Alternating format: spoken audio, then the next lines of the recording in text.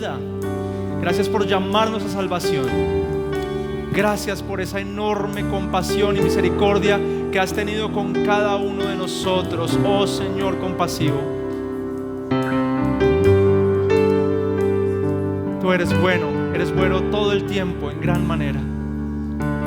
Y mi Señor, en respuesta a ese gran amor que nos has dado, en respuesta a esa gran compasión que has tenido con nosotros, en respuesta a tu misericordia, a tu perdón, a toda esa inmensidad de bendiciones que has puesto hoy sobre nosotros, en respuesta a eso venimos a rendirte culto a ti, Señor, porque estas canciones que hemos cantado son para ti. Venimos a estudiar las Escrituras por ti y para ti, entendiendo que eso te da gloria a ti, Señor. Somos siervos tuyos, somos hijos tuyos y queremos vivir para ti. Bendito seas tú, Señor. Te rogamos que nos guíes a través de las Escrituras hoy. En el nombre de Jesús. Amén, amén y amén. Dijimos, gracias, que en esta Navidad, en estas fechas, íbamos a estar hablando de nuestro Señor Jesucristo. Y la premisa inicial con la que inicié hace 15 días, la primera vez que les enseñé de esta serie, de Cristo Incomparable, era tratando de indagar cómo fue que Jesús, ese hombre que vivió hace 2000 años, que habitó entre nosotros, que era un carpintero, un hombre aparentemente común y corriente, se volvió el hombre más influyente de toda la historia. ¿Lo recuerda? Que eso lo estudiamos hace unos fines de semana. Y según lo que hemos visto, entonces, en la primera enseñanza, encontramos que ese Jesús, pues es Dios. ¿Se acuerda que de eso hablamos? Y esa era una de las razones por las cuales hoy es el hombre más famoso, más influyente de toda la historia. Luego nuestro hermano Gustavo nos predicó de su incomparable gracia. La gracia del Señor es tan abundante, es tan asombrosa, es tan impactante, que eso ha hecho que hasta hoy se siga hablando de la gracia de ese Jesús de Nazaret. Y hoy voy a hablarle de otra de las cualidades, de las características de nuestro Jesús que hizo que se volviera, como le digo, el hombre más influyente de toda la historia. Y sí, esta es una de las más lindas, al menos para mí. Sin embargo, la Biblia nos llama a ser imitadores ¿de quién? De Cristo. Y hoy vamos a ver la grandeza de Cristo en esta característica, pero sí que nos cuesta a veces imitar esta característica de la que le voy a hablar. Hoy vamos a hablar de su compasión incomparable. No ha habido un ser humano más compasivo que nuestro Señor Jesucristo. Y se lo quiero demostrar, lo quiero estudiar con ustedes a la luz de un precioso texto de Mateo 9, 35 al 38. Si ya tiene su Biblia abierta, por favor acompáñeme allí en la lectura. Dice la Biblia, en el versículo 35, que Jesús recorría todas las ciudades y aldeas, enseñando en las sinagogas de ellos, proclamando el evangelio del reino y sanando toda enfermedad y toda dolencia. Y viendo las multitudes, tuvo compasión de ellas, porque estaban angustiadas y abatidas como ovejas que no tienen pastor. Entonces dijo a sus discípulos: la cosecha es mucha, pero los obreros son pocos. Por lo tanto, pidan al Señor de la cosecha que envíe obreros a su cosecha. Esa es la porción que quiero revisar esta noche con ustedes. Pero antes de entrar en materia, con esto quiero contarles dos cosas. Definamos primero qué es compasión. Según el registro bíblico, hay varias características que hacen parte de la genuina compasión, pero quiero mencionarle al menos tres, por ahora. Por ahora tres. La compasión genuina requiere o nace con empatía, con una empatía enfocada en una persona que está pasando por una situación difícil. Todos nosotros hemos sido empáticos con la situación de alguien. ¿Quién no empatiza con los niños que a veces piden monedas en los semáforos? Uno dice: qué duro que estén allí. ¿Quién no siente cierta empatía con el habitante de calle que está recostado ahí en la calle, en el andén? Y los ejemplos pueden ser muchos. Hay muchas situaciones con las que constantemente estamos interactuando que nos generan al menos esa emoción, ¿cierto? De decir como, qué difícil lo que está viviendo esa persona. ¿Está de acuerdo conmigo, cierto? Pero la genuina compasión va con un paso más allá. o dos más que quiero contarle. Y uno es la acción. La genuina compasión no se queda solo con ese sentimiento de ay, qué duro, ay, qué pesar, ay, qué lástima, sino que la genuina compasión va y ayuda a solucionar esa situación que nos está moviendo. Creo que hasta aquí, entonces ya podemos ir revisándonos nosotros mismos y decir, creo que entonces no soy el hombre más compasivo de todos. Pero hay un tercer factor, y es que la genuina compasión también tiene una cualidad muy importante, y es el ser sincero, el dar esa ayuda sin esperar absolutamente nada a cambio.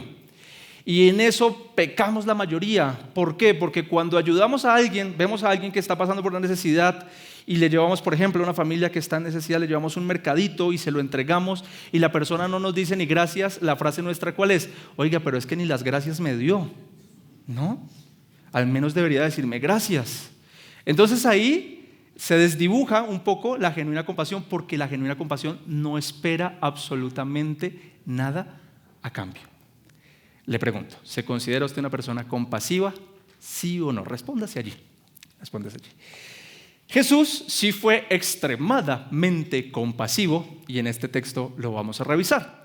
Pero a través de un video que quiero mostrarle, quiero hablarle de otra cualidad más que tiene la genuina compasión. Por favor, producción, apaguemos las luces y veamos juntos este corto video. Dạ chậm đây mà.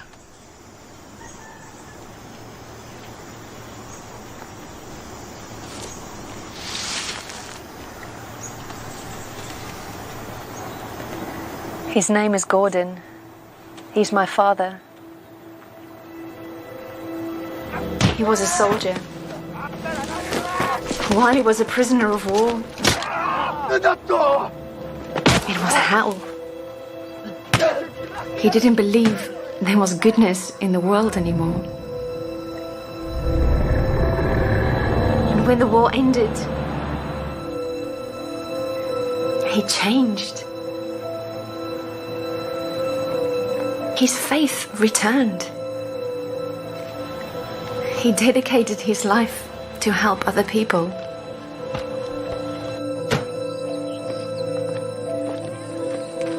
And on the day he died, he asked me to come and find the person who changed him.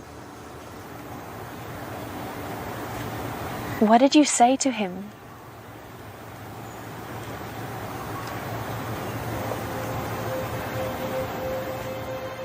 Không. Không. Không.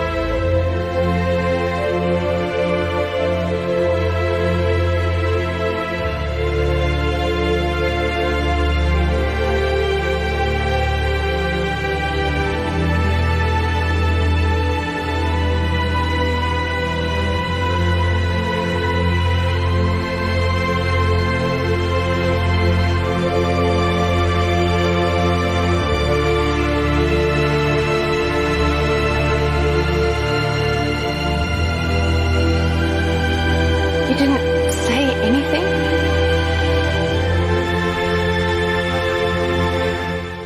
Tremendo, ¿no? En resumidas, un hombre muy rudo, un hombre muy duro, un soldado que ni siquiera tenía fe y en medio de una situación donde estaba clamando por misericordia, clamando por compasión, alguien tuvo compasión de esa persona y eso le transformó la vida completamente. Le regresó la fe y le regresaron como esas ganas de vivir y servir al otro. Eso es, en resumidas cuentas, lo que vimos en ese video. Una cualidad de la genuina compasión es que causa que la persona con la que estamos siendo compasiva también se vuelva compasiva. El dar ese sacrificio por el otro, el ir a dar el paso por el otro, el movernos un poquito por el otro y rescatarlo de su situación, hace que esa persona tenga un agradecimiento tan genuino, un agradecimiento tan real, porque él sabía que no se merecía eso, que cuando sale de esa situación, en la mayoría de los casos, sale a hacer exactamente lo mismo. Y lo sabemos de primera mano con algunos ejemplos como esos hombres que tienen fundaciones para rehabilitar personas que están adictas. Normalmente usted habla con esos hombres y ¿de dónde eran? De la calle. Hombres que consumían, que estaban con sus costales andando por las calles de Bogotá, de donde sea. Y alguien tuvo compasión de ellos, alguien se acordó de ellos y entonces salieron de esa situación y ahora tienen su fundación para ayudar a otros, para sacar a otros de allí. Y la cadena continúa persona tras persona. Y pues el ejemplo de las drogas es uno, pero pueden ser muchos más ejemplos con las personas que uno puede tener compasión. ¿Por qué le digo que la compasión de nuestro Señor Jesús es tan genuina y es la más grande de todas? Porque la compasión que ha tenido Jesús con la humanidad ha impactado tanto a la humanidad que aún 2000 años después de que Él habitó entre nosotros, aún Él nos sigue moviendo para tener actos compasivos con las personas que están a nuestro alrededor. Porque los creyentes, los seguidores de Jesús, cuando tenemos compasión con alguien, lo hacemos porque nuestro Maestro también lo hizo, imitando las pisadas de Él, imitando los actos de Él. ¿Qué compasión tan grande? 2000 años y no se ha desvanecido. ¿Cree usted que Dios ha sido compasivo con usted? Ay, claro que sí. En todos y cada uno de los aspectos de nuestra vida. Por eso esa idea central, esa frase importante, el Señor ha tenido compasión de todos nosotros. El Señor ha tenido compasión de todos nosotros. Y lo que vamos a estudiar hoy es que esa compasión tan grande de Jesús también nos está pidiendo que la demos. De lo que tenemos, damos. Y si Él ha sido compasivo con nosotros, también nosotros podemos ser compasivos con las demás personas. Bien. Primer punto de esta enseñanza, el principal mensaje de Jesús. Lea conmigo, por favor, Mateo 9:35. Dice el versículo 35 que Jesús recorría, ¿qué lugares?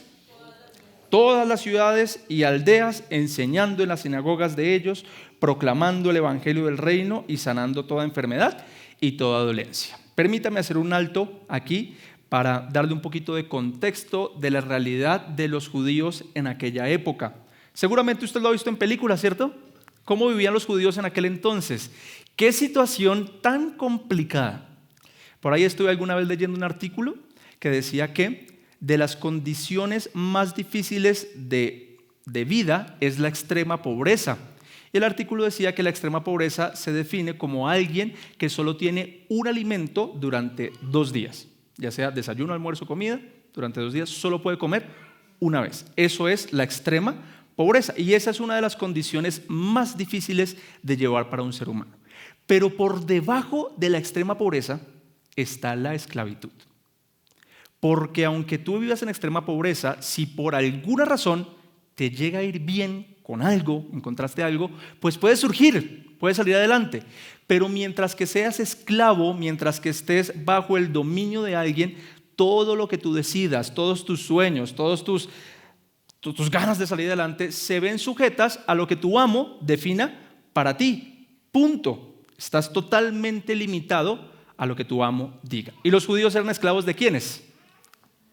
De los romanos, del pueblo romano. Y sí que eran duros los esclavos, los romanos para esclavizar pueblos. ¿Cuál era la condición de esos judíos en aquel entonces? Comencemos por la parte salubre. Ellos, cuando se enfermaban, no tenían un centro de salud al cual ir porque pagaban la cuota mensual de la EPS. No. Si tu enfermedad llegaba a ser algo delicada, seguramente eso era una sentencia de muerte para ti. ¿Recuerda lo que pasaba con los leprosos? ¿Dónde dejaban a los leprosos? Afuera de la ciudad para que se murieran. Y cuando el leproso iba a entrar a la ciudad, ¿con qué tenía que entrar? Con una campanita que tenía que ir sonando y avisando: soy un leproso, para que las personas no se contagiaran. ¿Pero cree que era la única enfermedad delicada en aquel entonces? No, seguramente habían muchas, y si te llegabas a enfermar, prácticamente, como les digo, era una sentencia de muerte. Eso en el aspecto de la salud. Pero hablemos ahora del aspecto económico. ¿Cómo era el aspecto económico de ellos? Oiga, ¿cuánto pagamos nosotros de impuestos cada vez que hacemos una compra en un supermercado?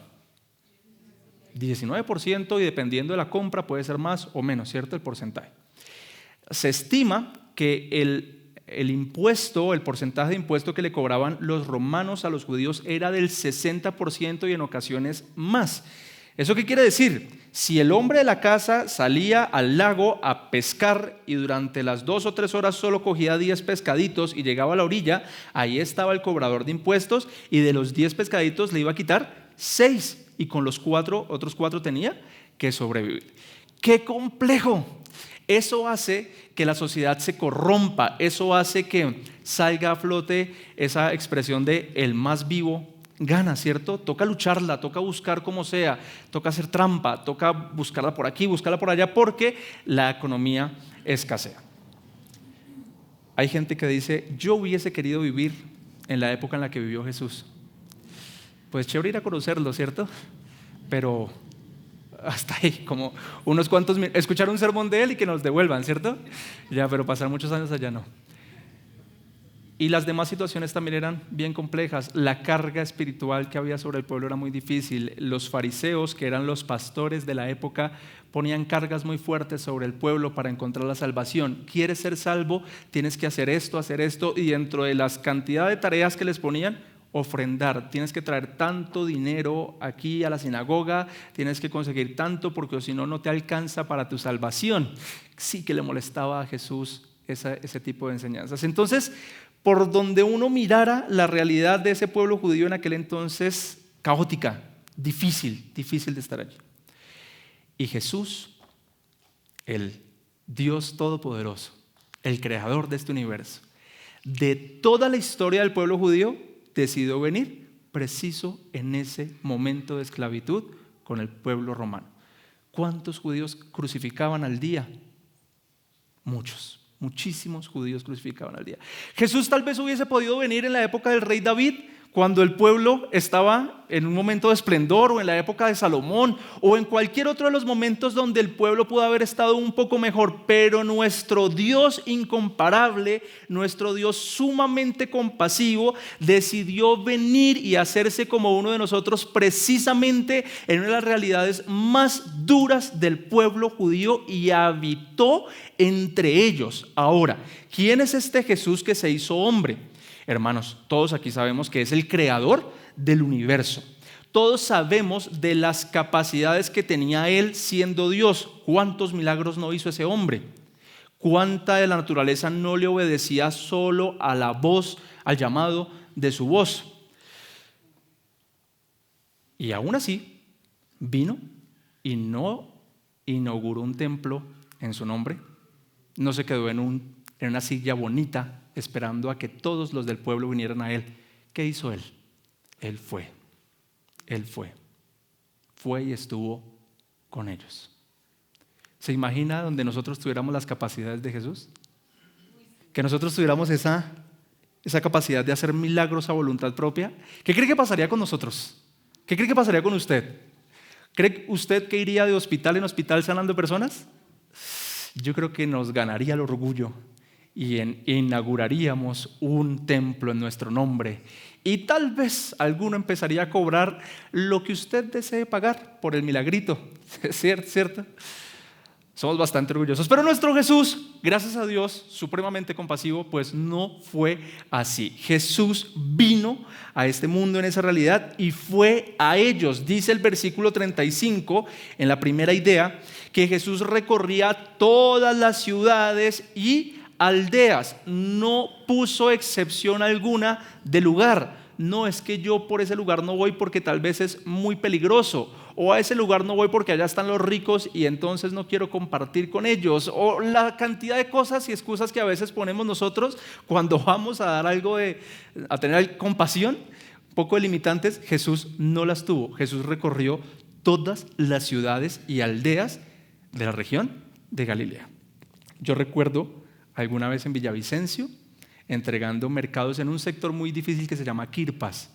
Y una señora de nuestra congregación iba a la iglesia y ella fue la que nos dijo, vamos a nuestro barrio. Íbamos nosotros con los mercados y la señora nos dice, en esa puerta no, porque ahí vive un atracador. Y en la de allá tampoco, porque allá vive el jíbaro de tal lugar. Y nosotros le decimos, no. Al contrario, a ellos también hay que ir a buscar. Pero le cuesta a uno, ¿cierto? Hay algo dentro de uno que dice como, a ellos no. Pero a ellos sí. Jesús recorrió todas las aldeas, todas las ciudades y aldeas, y además enseñaba en las sinagogas de ellos. ¿Y usted sabe cómo le iba a Jesús en las sinagogas? Jesús entraba y enseñaba y lo expulsaban, lo echaban. Era como si los fariseos le dijeran, por aquí no vuelva con su enseñanza extraña. Pero es que Jesús lo invitaron a la sinagoga una vez y se para el predicador, toda la gente ahí, y Jesús diciendo, todos esperando el mensaje, y Jesús dice, el que no coma mi carne y beba mi sangre no heredará el reino de los cielos. Toda la gente queda como, ¿perdón? ¿Quién es usted para ese tipo de enseñanzas? Pero Jesús iba y enseñaba y lo expulsaban de la mayoría de sinagogas, lo expulsaron. Por eso los fariseos tenían tanto problema con él. Sí que le gustaba denunciar el abuso económico que tenían los fariseos con el pueblo. Ahora, ¿qué era la primera enseñanza de Jesús? ¿Cuál fue su acto más compasivo? Porque la otra parte del versículo 35 dice que Jesús proclamaba el evangelio del reino y sanaba toda enfermedad y toda dolencia.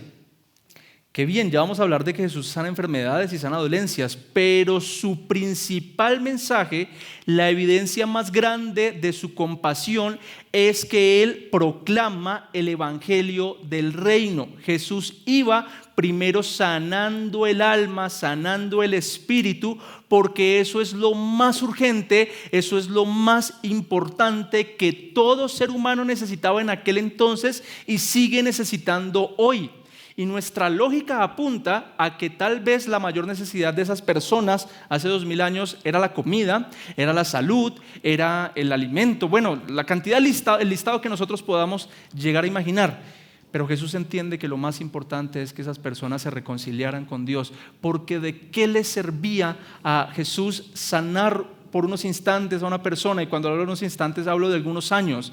¿De qué le servía solucionarle el tema del alimento? ¿De qué le servía solucionarle, no sé, el tema del arriendo, de esto, de lo otro? Si a fin de cuentas su alma no está a cuentas con el Señor y esa persona se va a ir para el infierno.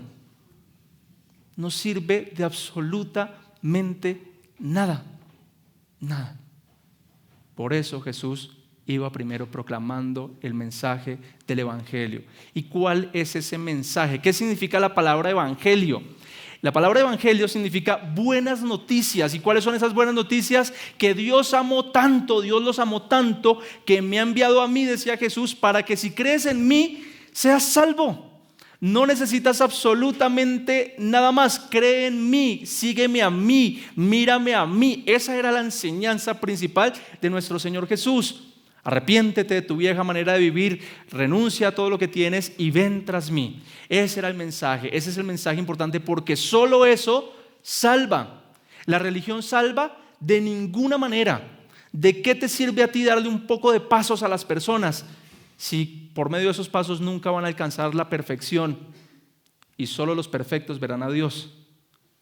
He ahí nuestra gran necesidad de nuestro Señor Jesús, porque cuando creemos en Él, hermanos, la vida perfecta de Él también nos es otorgada a nosotros. Eso se llama justificación.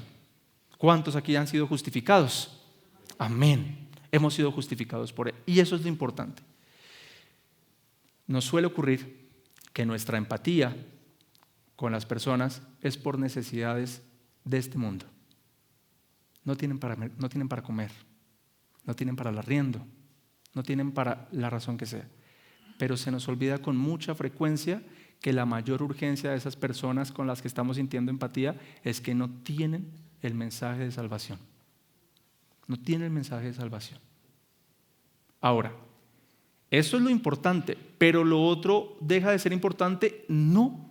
Jesús proclamaba el evangelio, las buenas noticias de salvación, y también sanaba enfermedades y sanaba dolencias. Bien dice Santiago, si no estoy mal, que si un hermano viene y te cuenta el problema que tiene y tú le dices, pues vaya y ore que el Señor le ayude, pero no le ayudas a solucionar su problema, pues de nada sirve.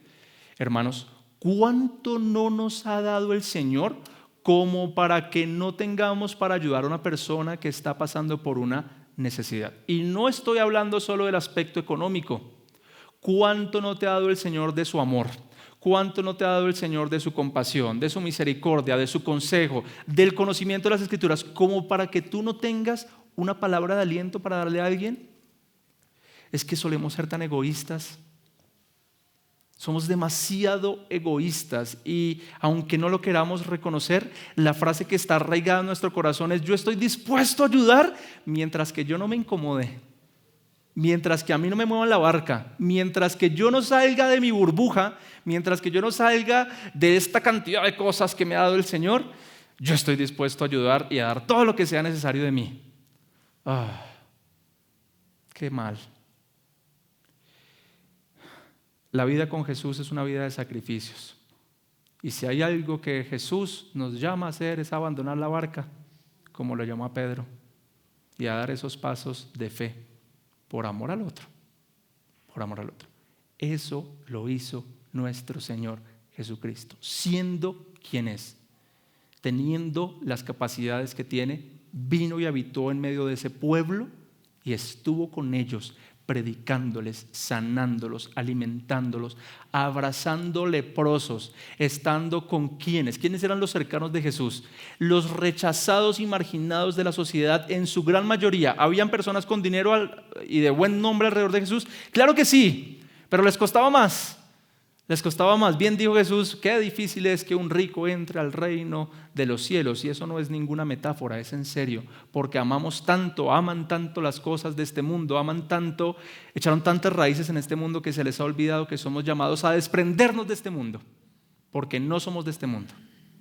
Jesús se desprendió de todo. ¿No han leído Filipenses capítulo 2? Quien siendo en forma de Dios, igual a Dios, no le importó eso como algo a que aferrarse, sino que se despojó a sí mismo y tomó forma de siervo, un siervo semejante a los hombres, y siendo hombre murió de la peor manera, en la muerte, y en muerte de cruz. Y somos llamados, los creyentes, los seguidores, a seguir los pasos de Jesús, a ir por el otro. Ya le voy a ampliar un poco más esta idea, porque tal vez puede sonar muy caótico. Entonces, ¿qué tengo que hacer, Sebastián? O sea, tengo que renunciar a toda mi vida. Ya se lo voy a hablar un poco más. Segundo punto es la gran compasión de Jesús. Entonces, Jesús proclamaba el evangelio del reino, sanando toda enfermedad y toda dolencia. Y el versículo 36 nos dice que habían grandes multitudes alrededor de Jesús. ¿Cómo no? ¿Cómo no? Si sanaba la dolencia, si sanaba la enfermedad, muchas personas venían a Él. Y vio Jesús estas multitudes y tuvo ¿qué? Compasión de ellas, porque todas esas personas estaban angustiadas y abatidas como ovejas que no tienen pastor. Angustiadas y abatidas, ¿por qué?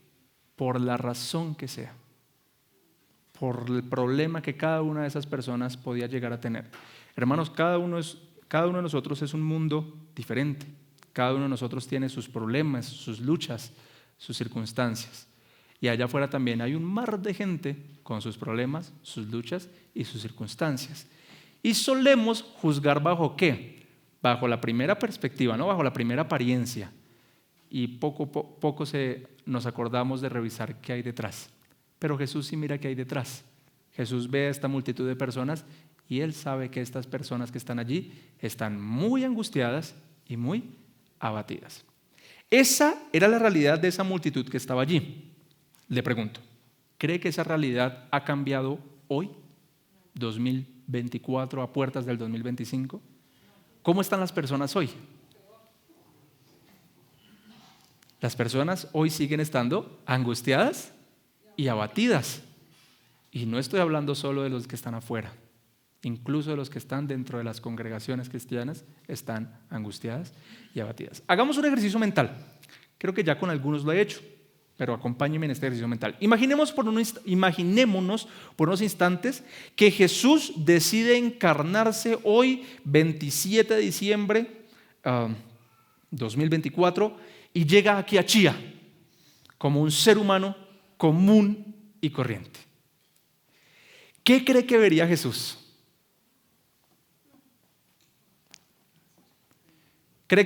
Voy a hacer preguntas, si usted me ayuda a responder ahí en su mente.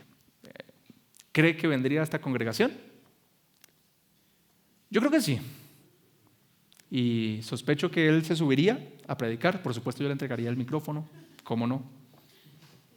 Y empezaría a enseñar. Y me da la ligera impresión de que más de uno empezaría a decir: uy, ese Jesús como que no es Jesús. O al menos no es el Jesús en el que yo creo. ¿Pero por qué? Porque es que su enseñanza me incomoda un poquito.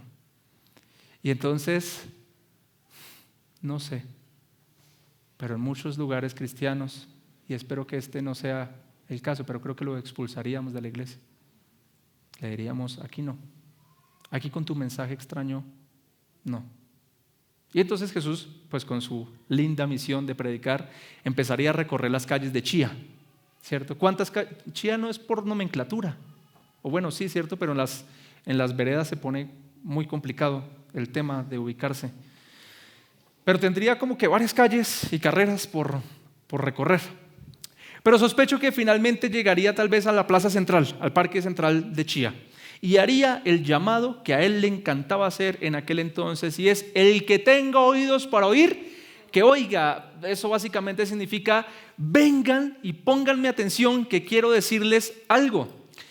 Y los primeros que se acercarían a él seguramente serían los vendedores que están allí en el parque, los que venden helado, los que venden obleas, los que venden bolsas, y empezarían a juntarse alrededor de Jesús. Jesús empezaría a proclamarles el perdón, la verdad del evangelio, empezaría tal vez a sanarlos de sus dolencias, de sus enfermedades, y entonces, como es pueblo pequeño y la información vuela rápido, la gente empezaría a agolparse alrededor de él. ¿Y quiénes llegarían?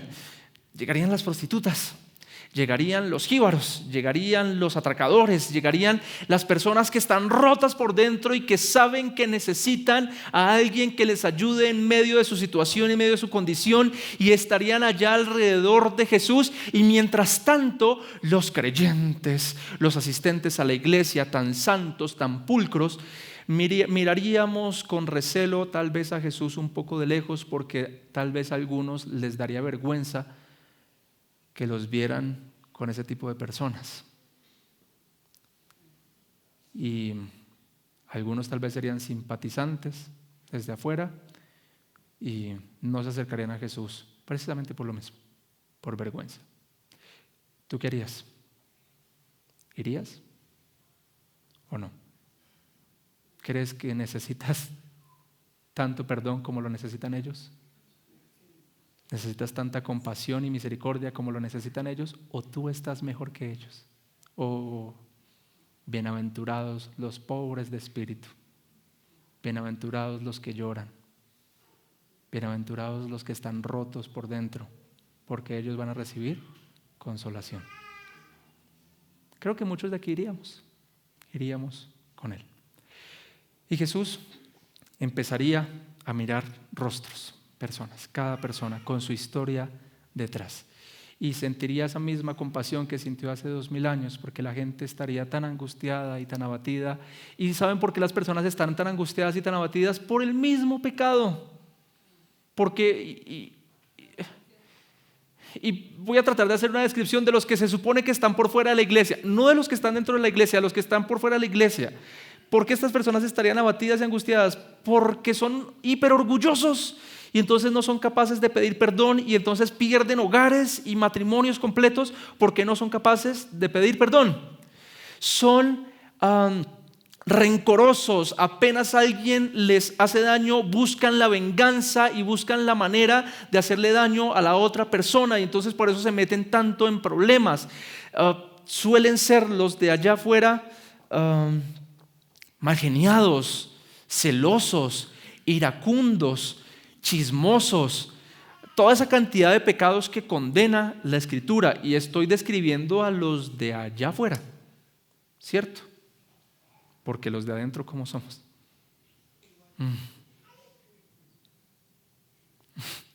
A veces pareciera que la única diferencia entre un creyente y el que no es creyente es que asisten a una reunión como estas. Pero dentro de las iglesias todavía hay tanto pecado, y está bien, porque la iglesia es para eso, para redarguir, para exhortar el pecado. Pero yo no puedo creer que lleves, y esto lo he dicho tantas veces desde este púlpito, tantos años en el evangelio, y tu estilo de vida siga siendo exactamente el mismo de hace unos años. No puedo creer que siga siendo el mismo enojado, el mismo malgeniado, el mismo orgulloso, el mismo poco servicial, el mismo tantas cosas, cuando se supone que el cristianismo es seguir a Jesús y volvernos cada vez más como Él. Que el cristiano auténtico identifica esas actitudes que están incorrectas y hace lo que está en sus manos para cambiarlas. Parte de eso es orar al Señor para que nos ayude a cambiar, ¿cierto? Entonces, sospecho que Jesús vería a veces lo mismo afuera que con muchas personas que están adentro. Dice el texto que Jesús vio las multitudes, tuvo compasión de ellas porque estaban angustiadas y abatidas. ¿Como qué animalito? Como ovejitas que no tienen pastor. Hay por ahí unas iglesias donde les dicen a las personas: ustedes son leones del Señor, ustedes son águilas del Señor, ustedes son, no sé, búfalos, y empiezan como a empoderar a la gente, haciendo esa similitud con esos animales fuertes, cuando el animal favorito con el que la Biblia, con el que Dios nos compara a los seguidores de Jesús, son las ovejas. Si hay un animal que somos y que nos cuesta aceptar, es que somos ovejas. Y yo no sé si usted ha tenido la oportunidad de compartir con una ovejita. Yo no, pero he visto videos y me he informado un poquito del tema, y las ovejas sí que son torpes, tontas las ovejas.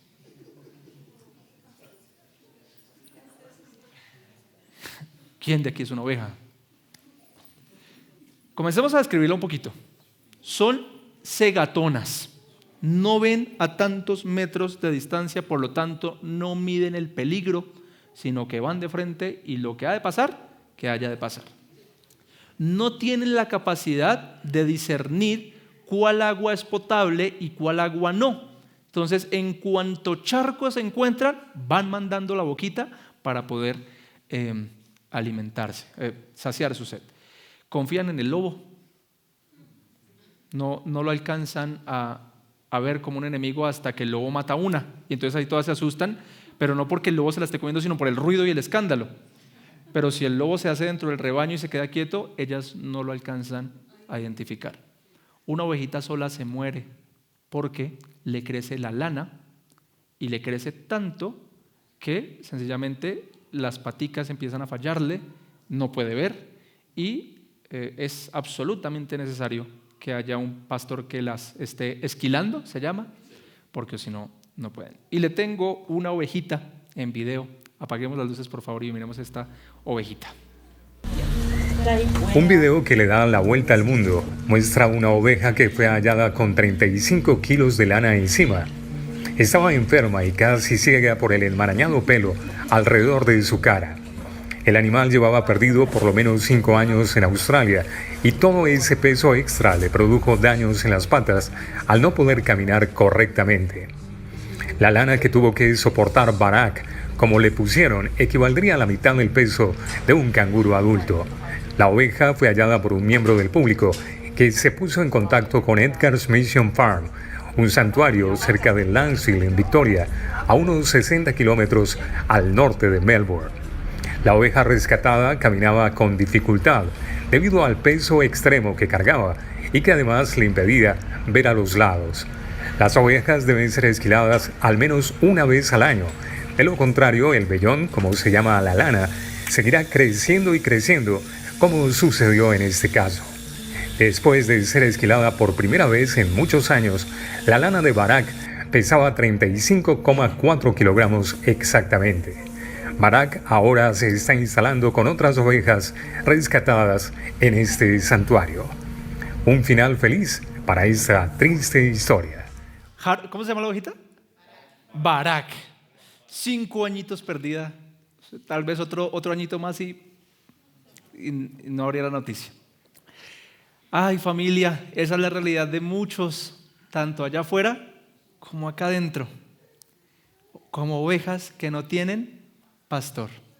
Y tú que has recibido esa genuina compasión del buen pastor que es Jesús, ¿por qué luchas tanto en querer ir a servir al otro? En querer ir a ayudar al otro. Y no solo se sirve afuera, como les digo, las personas de afuera están rotas y necesitan mucha ayuda, pero aquí dentro de las congregaciones también hay muchas personas que necesitan de nuestra compasión.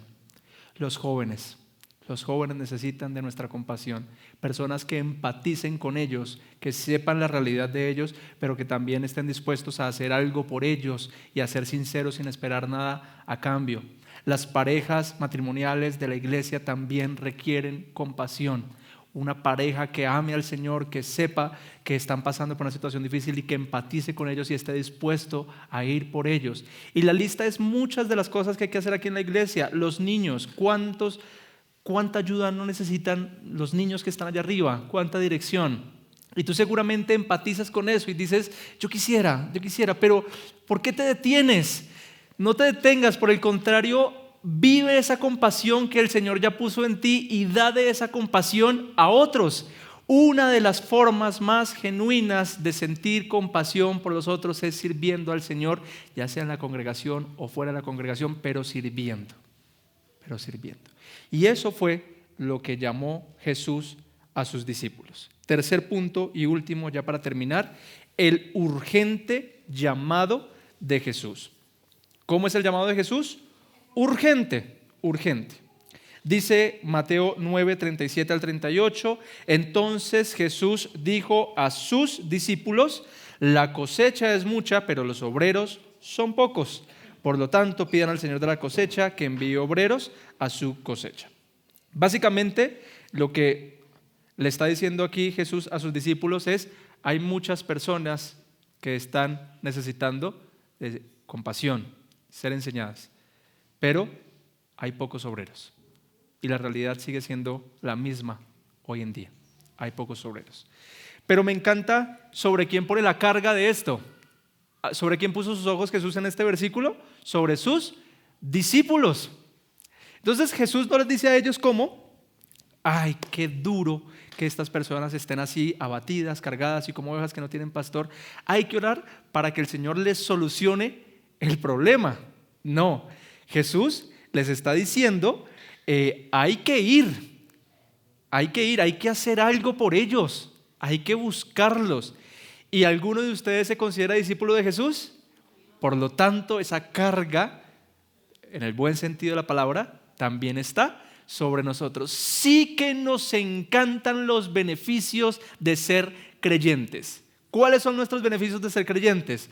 Su cuidado, ¿cierto? Su amor, su compasión, su misericordia, el poder reunirnos en un lugar como este, a cantarle al Señor, a estudiar las Escrituras. Esos son beneficios y nos gusta hacer eso, pero le huimos con mucha frecuencia a las responsabilidades que también tenemos como seguidores de Jesús y sí que le sabemos huir a eso. Jesús ha puesto responsabilidades sobre sus seguidores y le estamos haciendo el quite a eso. Y una de esas tantas responsabilidades es ir por el otro, sacrificarnos por el otro. Si tu religión es venir cada 8 días a una reunión como estas, cantar estas canciones, leer las Escrituras solamente aquí y no haces absolutamente nada más entre semana, tu religión puede ser muy bonita, pero es simplemente una fachada del demonio. Porque el verdadero seguidor de Jesús implica que tiene que sacrificarse por el otro, tener compasión como Jesús tuvo compasión por nosotros. Un ejemplo más y termino. Alcance a la comunidad. ¿Quién no empatiza cuando les decimos desde este púlpito, sigue un evento de alcance a la comunidad? Vamos a visitar a los abuelitos, vamos a visitar a los niños huérfanos, vamos a repartir sándwich, lo que sea.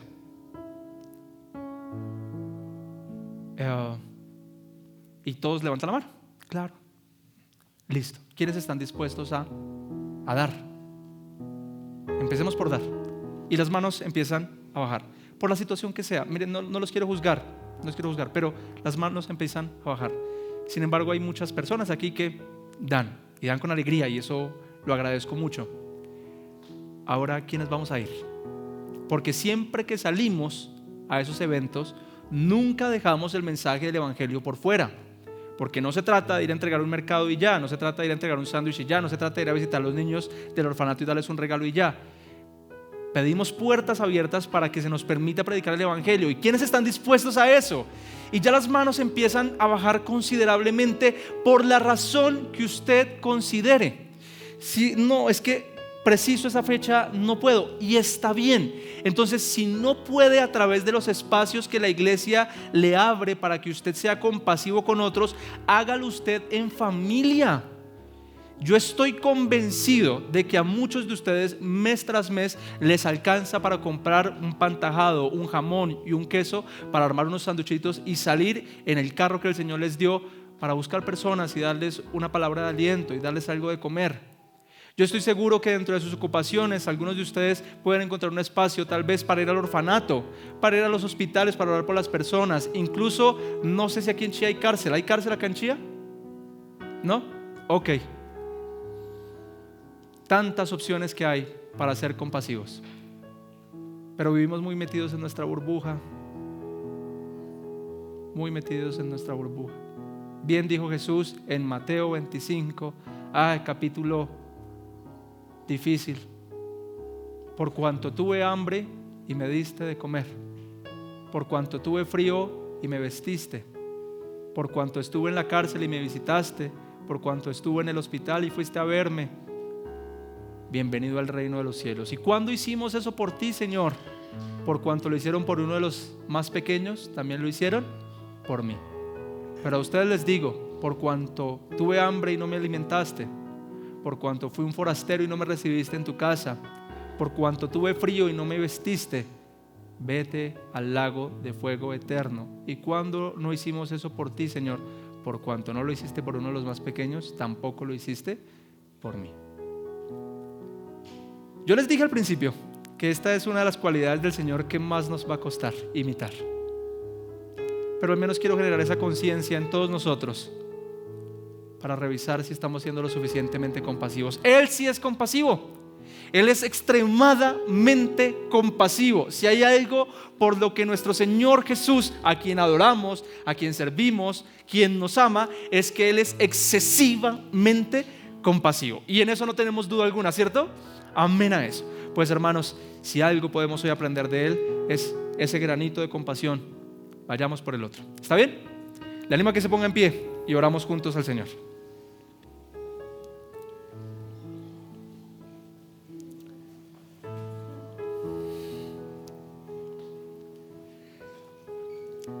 Señor, nos asombra, y creo que hablo por todos, lo compasivo que fuiste. Porque tú te acercaste a los leprosos, tú te acercaste a los desvalidos, tú te acercaste a los que tenían hambre, te acercaste a los que estaban en una situación bastante compleja, y estuviste con ellos y les predicaste y los abrazaste, al punto en que esos con los que fuiste compasivos siguieron propagando el mensaje del evangelio, y gracias a eso hoy estamos aquí, a que tú fuiste compasivo con algunos. Y esos algunos fueron compasivos con otros, y esa compasión ha llegado a nosotros, y eso es asombroso, Señor. Y también te queremos pedir perdón por ser a veces tan indiferentes con la realidad de muchos, por ser tan egoístas, por pensar tanto en nosotros mismos cuando se supone que no deberíamos estar enfocados tanto en nosotros. Mi Dios, pon ese corazón compasivo en nosotros si así tú lo quieres. De todo lo que nos has dado queremos dar. De todo lo que has hecho queremos hacer por el otro. Te lo pedimos, por favor, Señor.